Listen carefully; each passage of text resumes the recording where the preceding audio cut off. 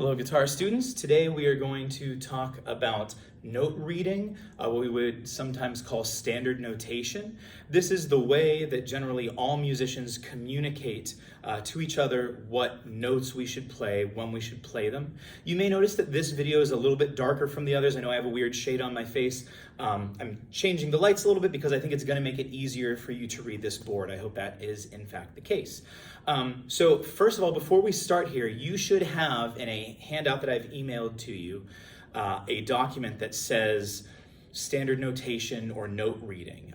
The document itself might say note reading, but there's either way going to be a paper on top that says standard notation, and it's going to have a couple sections, and they're going to look generally like this. You're going to see a lot of this information on that paper. It would be beneficial probably to have that out in front of you, take any notes on it that you might need to, or just otherwise follow along with what's going on up here.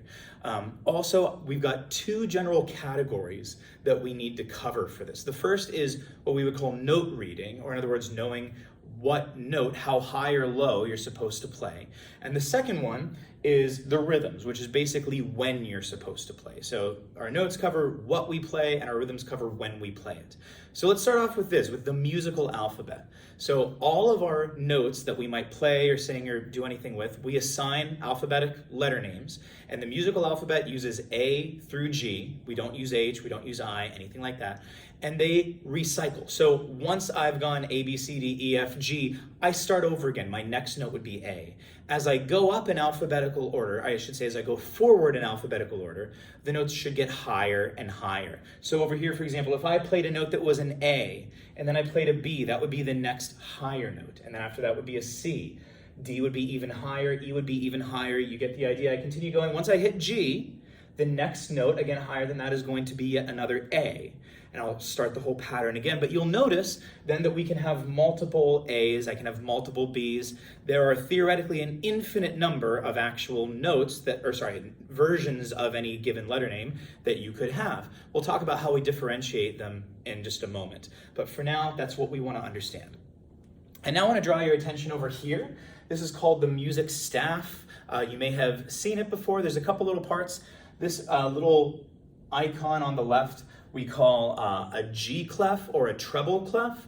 You don't really need to worry about that at all. That's not going to be consequential for what we're covering. You just need to know to expect to see it, that's all. You'll also see a lot of times these numbers 4, 4 on top of each other appearing, or you might see different numbers 3, 4, or 6 and 8. We'll talk in just a little bit about what those numbers are for. For now, ignore them. What we care about is this, that the music staff has 5 different lines on it, and then within that 4 spaces. I can also go above and below, which we'll talk about momentarily, but the main area we're concerned with is these 5 lines and these 4 spaces.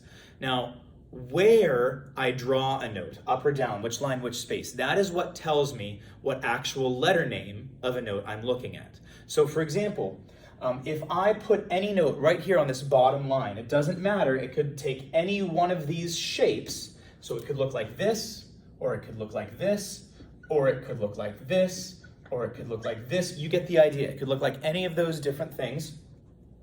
If I've put it down here on this bottom line, the name of that note is E, period. That doesn't change. If I were to put it up here in this space, it would be an F. You get the idea. I want you to notice here that as you go up, you follow an alphabetical order. This lowest note here, this lowest line on the staff rather, is an E. Above it, the space is an F. Next line is G, space A, B, C, D, E, F. G would be sitting up above. We continue in alphabetical order as we go up. You can see all those notes written out here if you need to take a look at them.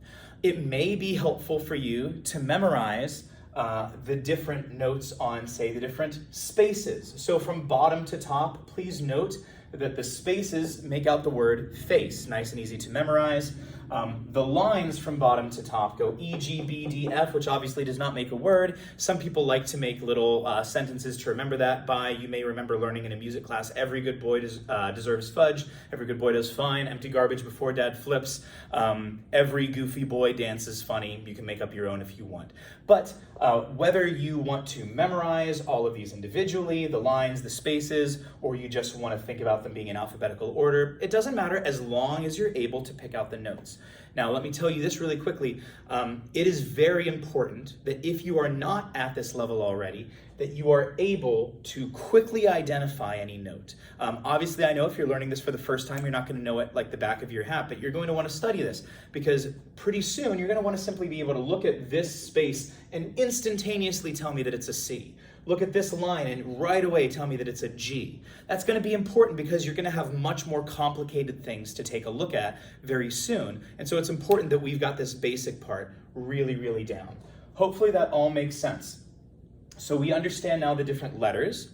Let's talk about other ways that we can go on the staff. So this is what happens on the staff, but as you might imagine, that is not all of the notes that could possibly exist. I could have a note that is lower than E. I could have a note that's even lower than that note and lower than that. You get the idea. Likewise, I can have notes that are higher than that F. And so here's what I do. So sitting right on top of the staff would be a G in that space. If I draw a note in the space right up there, that note's a G. I'll come back to that in a moment. Likewise, if I were to write a note underneath the staff, that would be a D. So after this, it starts to get tricky because after this, I need to use what we call ledger lines. So here's the thing. If I draw a note directly under the staff, it's a D. If I draw a note that is farther under the staff, how are you going to differentiate exactly how far I mean? We need to continue the pattern of lines and spaces that we've used before. So a ledger line is a specific line that gets drawn on, added to the staff, just for a single note where it is needed. So for example, if I use a ledger line here, let's say that I wrote the note, I'm going to erase a couple of these, I hope that's okay. Let's say that over here, I wrote the note A. I don't need a ledger line for that because it's already perfectly on the staff, but let's say that my next note is one all the way down here. I know we haven't learned it yet. I just want to point out, and then the next one is maybe this E right here. I only draw the ledger lines for the note that needs it. And so the way that this would go is, so if I were drawing this D, I would draw it right here. I'm going to continue in alphabetical order. So I'm going down, so that's reverse alphabetical order. This was an E, this would be a D, this note would be a C. If I continued even further, the next one that would have not two ledger lines, it would be the space below a ledger line. That note would be a B. If I continued going down below that, you'll notice that now I need two ledger lines. That note would be an A. So to be very clear, I will use only as many ledger lines as I need. So if I'm drawing a note directly below the staff, I need no ledger lines at all. If I want to draw the next line that goes below that, I'm going to need to draw one to indicate that note. If I want a note that is the space below that, I need to draw that line again so that I can show you that it's this note and not a poorly drawn version of this note. Then again, I need to continue, I can draw two, so on and so forth. Same thing happens as I go up. So this note here was F, G sits above it. The next note is going to be an A. That's what happens, in the alphabetical order. We would then repeat it. I would draw this on one ledger line. If I needed to draw, I'll just extend this so that it's easier to follow. If I then needed to write the next note, it would go on top of that ledger line. If I did yet one more beyond that, it would be two ledger lines. Hopefully that's starting to make sense. Now, we are not going to do too much with high ledger lines in this class. You will need to know some of the lower ledger lines, so do be paying attention to those. So this is, again, how we figure out what letter name we're looking at. There's also some other symbols that we might need to concern ourselves with. That's these over here. I want to talk through them. So these are sharps and flats, as you may have heard of before. You may already be familiar with. But let me talk you through these symbols. First, this symbol in the middle is called a natural. You're actually usually not going to see it. By default, any note is natural. When I say that I'm going to play the note A, I'm actually implying that I'm going to play an A natural. Likewise, if I'm going to play a B, I'm telling you I'm going to play a B natural. We just don't say it. There is a reason that this symbol is sometimes necessary, which is why we have it. We'll get into that another time. You don't need to know that today. But just understand, you will see this sometimes. It means, hey, make the note natural or just make it normal. Take away any sharps or flats you've been looking at.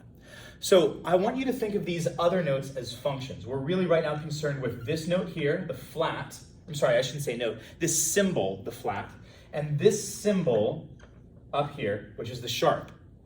I'll explain these last ones in just a moment, but think of them as functions. So when you have a flat, what that does is that's telling you, hey, take the note that you were just looking at and actually make it very slightly lower. So for example, if I wanted to look at an A flat, which I would write like this,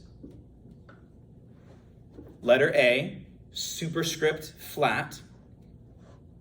This would say, hey, take that note A, and I want you to make it sound lower than it was before. For example, you don't need to know how to do this on guitar, but let's say here's my A, here's an A flat. You hear it sounds lower, right? Directly below it. Then the sharp is the opposite of that, right? So the sharp is saying, hey, that note you just played, or the note we were talking about that's in question, make it go higher, just one bit higher. So again, I might write that A sharp. And so right here, here's my A. To make it A sharp, sounds a little bit higher, right? I want to show you one notation thing. Let's draw an E flat really quick. I just want to draw your attention to this. If I write out, like with the letter, what note I'm playing, it goes note, symbol. The way that I would read it, I would read this A flat. It goes different if you're looking on the staff. On the staff, you draw the flat, or the symbol that you're using, then the note in question. I think the reason that we do that is probably because it's helpful to have this information before you play the note in question. So as you're looking through this, just be aware of this. The notation is important. On the staff, it goes flat E. On the writing, it would go E flat. Hopefully that makes sense. You may notice that there are these little extra things up here. This one kind of looks like an X. This one looks like two flats. Those are called double sharps and double flats. We do not need to know them now. Before the end of the semester, you will learn them. We will talk about what they mean. But a double flat is basically where a flat says, hey, make me a little bit lower. It says, actually do that again. So make me lower 2 times. And a double sharp says the opposite. Actually make me higher 2 times. There's times that we will need to use that notation. You don't need to use it right now. I'll let you know when you do. Okay, so hopefully at this point, we have a pretty good grasp of what's going on with all of our different notes. If I drew a note somewhere on the staff, you should understand what letter name note that is. I know that you don't know how to play it on the guitar yet. That's fine. That'll be a different lesson. But for right now, you should understand how to say, yeah, that's a B, that's a C, that's an E flat, that's an F sharp. All those things are important. If not, I'd advise you to go back and take a look at that again. Now let's talk really quick about rhythms. So where on the staff, up and down, we write a note, tells us what the letter name is, right? How high or how low the note is. But the way that we write the note, the shape that we write of the note, tells us the rhythm, or how long we need to hold it for. So one thing I want to be clear about really quickly, you'll see I've got some different notes written over here. These are different shapes that you might see. You'll notice that all of them have a note head. That's the circle part. It could be an open circle, or it could be a filled in circle. This is maybe a little sloppy. Those should all be filled in. The dry erase markers don't do the best job of that, but hopefully you get the idea there. Doesn't matter if it's filled in or if it's open. Wherever the head is, that circle, that's what note it is telling you. In other words, let me draw real quick this note here. I just want to point out, it doesn't matter where the stem is. That's the line that goes up from it. What matters is where the head of the note is. The head is on a G, therefore the note in question is a G. Hopefully that makes sense. So what we're taking a look at here is how long any given note is. And what I want you to understand is that all of this is relative to something. This is where we're going to come back up here to these two numbers, the number 4 and 4. We call that a time signature. There's a number on top and there's a number on the bottom. The number on top tells us how many beats are in a measure. I'm going to talk about what a measure is in just a little bit. You don't need to worry about it for right now, so forget about that. What we care about right now is the bottom. The bottom number says, well, you typically say, what kind of note gets the beat? And honestly, if you don't already know what that means, I know that's a little bit confusing, so let me try to explain it this way. I want you to look at the bottom number. In this case, the bottom number is 4. I want you to think of this as if it's a fraction. Forget about whatever's on the top. Imagine that there's a 1 on top. We understand that this would be 1/4, or we would call that 1/4. Well, conveniently, we have a note called a quarter note, and that's what it corresponds to. If I had the number 2 at the bottom over here, again, imagine that being at the bottom of a fraction, we would call that a half. Likewise, we have a half note. That's a kind of confusing thing if you are not in the know there. But I just want to point out that the number on the bottom is indicating something very important. It's telling you what note to pay attention to. In this case, now I didn't write the names on here, but you should have them on your sheet. You should see that this is called a whole note, a half note, a quarter note. I want to really quickly look at the quarter note. First of all, look at this. So we've got 3 columns here. We've got the note, we've got a number, and then we've got the right column here, which is a rest. So a rest, just like a note tells you, hey, play this, a rest says, do not play at this time. And so this is saying, hey, play this note for this long, and this is saying, hey, go this long without playing something. How long? 1 beat. That's what the number in the middle tells you. Now, how long is a beat? That's kind of ambiguous. We did a metronome lesson just a little bit ago, and we had it click regularly. Typically, every time the metronome clicks, that would be 1 beat. So if you have it at a high BPM, a high speed, your beats are going to move faster. 1, 2, 3, 4. If you have it slower, 1, 2, 3, 4. But to equate it to the metronome that we talked about, 1 beat is basically equivalent to every click that we might have. Hopefully that makes sense. And so if I were, say, to write something and say, hey, I need you to play quarter notes. I need you to play this. And so every note you play is going to last 1 beat. And I synced it up a little bit with a metronome. That would mean that every time the metronome played, I should be playing along with it.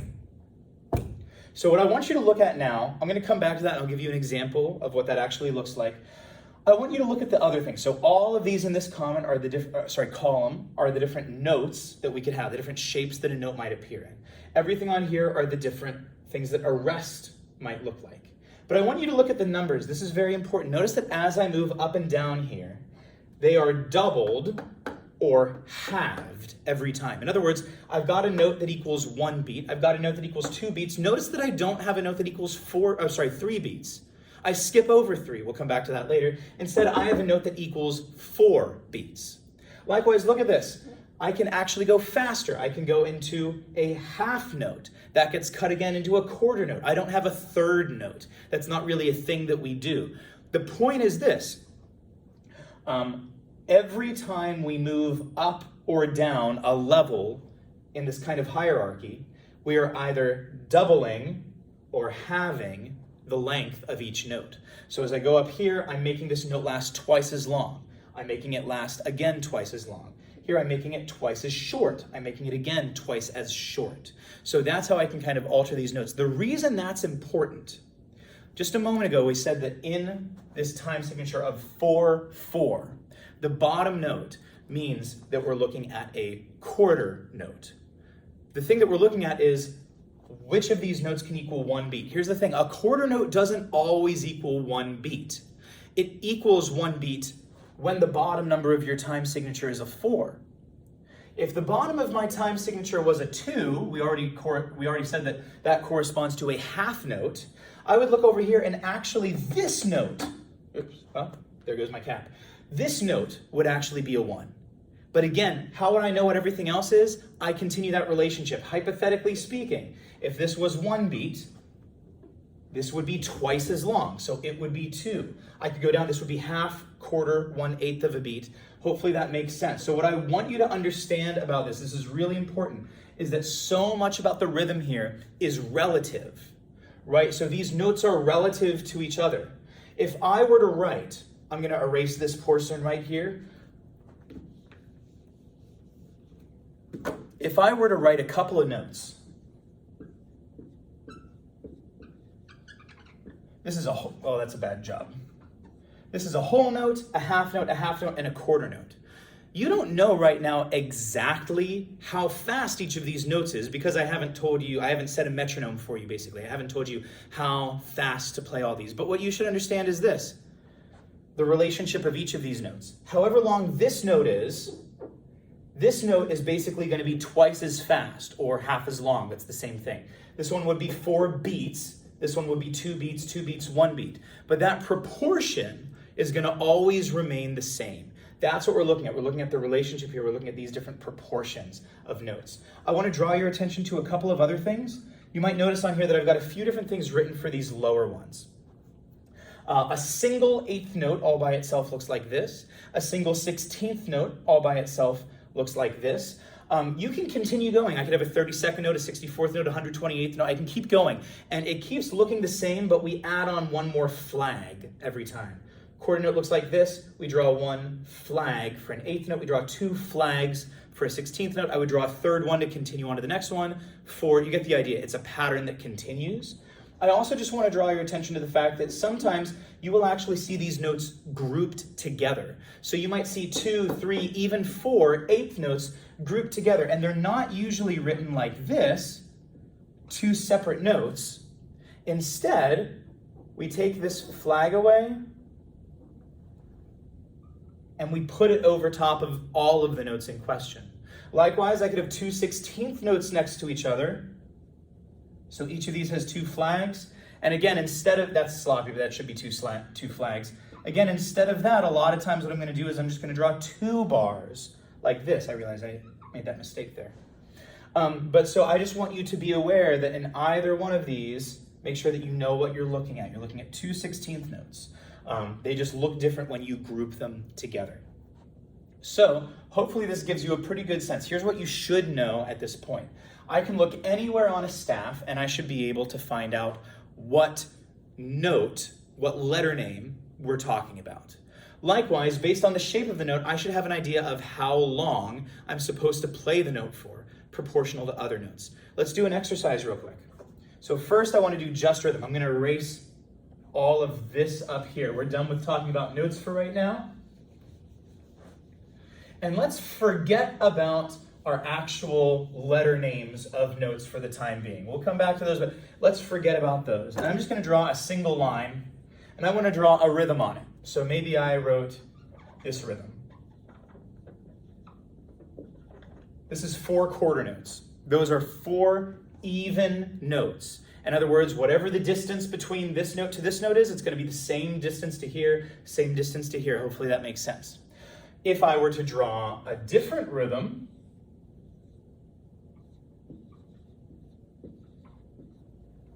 it might look like this. I have a half note and now a quarter note and another quarter note. And so here, this one's going to be 2 beats or twice as long as this one. So if I were clapping this, I might count it 1, 2, 3, 4, 1, 2, 3, 4. This beat had to last twice as long as the others. Hopefully that generally makes sense. Now you'll notice that I'm putting this vertical line up here to visibly separate my different musical ideas. That is called a bar line. And now you'll see it in a lot of the music that we'll play. So momentarily, let's say I draw another music staff. 1, 2, 3, 4, 5 lines. Here's my G clef. Here's my time signature. It's a little sloppy, but you get the idea. And maybe I want to write here a musical thought. And it's going to be a couple notes long. Again, it's a little bit sloppy. Now here's the thing. Let's say this is all my notes. It can get a little bit cumbersome to read all of these together. You can get lost. Now imagine that I had a really long piece of music with all of these notes, and I said, okay, I need you to find the 267th note that I wrote. You can see how that would be troublesome as you find that. So what we do is we divide our music up into sections. I would divide it like this.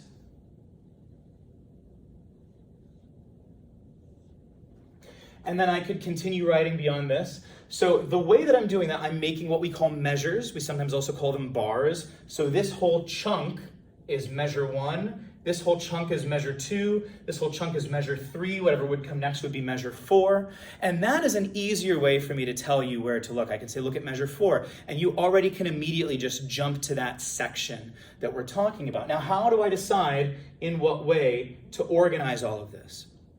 That's where we come back to this top number.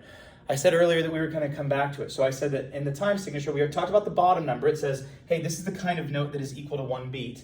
Well, this top number tells us if I'm making measures, this is how many beats should go into one measure before you do a bar line and continue on. And this is, there should be 4 beats in every measure. And if you look at this, I've got a quarter note, quarter note, quarter note, quarter note. Each of those is worth 1 beat. So 4 of those, it's 4 beats. I've also got a whole note right over here. A whole note we can see is worth 4 beats. That is a measure all to itself. I then go on again. I've got a half note, that's 2. plus 1 beat plus 1 beat, that's another 4. So this is how I can divide them. This doesn't actually change anything musically that I'm doing. I could play the music without these vertical lines and it wouldn't change it at all. It's an organizational tool that helps us to make sense of what we're doing. Hopefully that makes sense. Let's talk now about one last rhythmic topic and then we'll be done. And so that is basically how we would get other numbers of beats that are not represented here. So again, you can see the problem that, for example, I don't have any note that is worth 3 beats. I don't have anything that equals that. But what I can do is I can alter notes or add them together. Let's talk first about this. So this is called a tie. You might see one of 2 symbols. You can look at 2 notes. I hope that this comes up clearly on the camera there. So this should be a half note. This should be a quarter note. Hopefully you can see that well. I can tie them together by doing that, by making them into kind of like a little smiley face. And when I do that, what I'm actually doing is I'm adding the length of those 2 notes. A half note is 2 beats, a quarter note is 1 beat. I want to stop looking at this as 2 notes. I'm looking at this now basically as if it is 1 note. And I've added their values together. This is now 1 unit that is 3 beats long. So you can see how I can add different things together with a tie, and I can create new numbers of beats that I wasn't able to do before. You may also notice that the tie could look like this or look like this. I can give it a smiley face. I can tie them on top like this. I can also, with different stems of my notes, there's different reasons you might do this, but a stem could go up or a stem could go down. This right here, this is the exact same thing as this. It just looks a little bit different. There's visually certain reasons that it may be more or less helpful at given times. So that's what the tie does. The dot is maybe a little bit harder to explain, but not really. Basically what it does, the dot goes after any note. So I can draw a half note, and then I can draw a dot after it. And what it does is, you could say this one of 2 ways. It either adds an additional half of this to the total beat, or you could say it multiplies this beat by 1.5. I'll show you another way of looking at it in a moment, but so stick with me. This is 2 beats, right? Half of that is 1 more beat. So this dot says add an additional beat to that. So this actually would be 3. Another way I could do that is say, hey, this is 2 beats. Let me multiply that by 1.5. That's going to be 3 beats, and it takes me there. One last way that I could explain this that I think is probably easier, at least this is the way that I think of it. Any note, a dot says, go back to this little chart we have, and whatever note you're on, add the note below it. So if you're looking at a half note, it says add a quarter note's length to it. If you're looking at a quarter note, it says add an eighth note's length to it. If you're looking at a whole note, it says add a half note's length to it. So to be clear, let's look over here on the other side. You can see this also. So you might notice that there's 2 different ways that I can get 3 different beats. I could have a dotted half note, and that's 3 beats long. I could also have a half note tied to a quarter note, and that's the exact same thing. There's certain times, again, that visually one of those is going to be more helpful than the other. So at this point, you should feel like you have a good sense of looking at a staff and being able to tell me what note I'm going to play. You should know that this is a G. Those are all the note G. You should also be able to look at any shape of a note and tell me how many beats it gets. So hopefully that makes sense. Let's hopefully put it into practice soon. Have a great rest of your day. Or, if you're going to click on another video after this, I'll see you again then.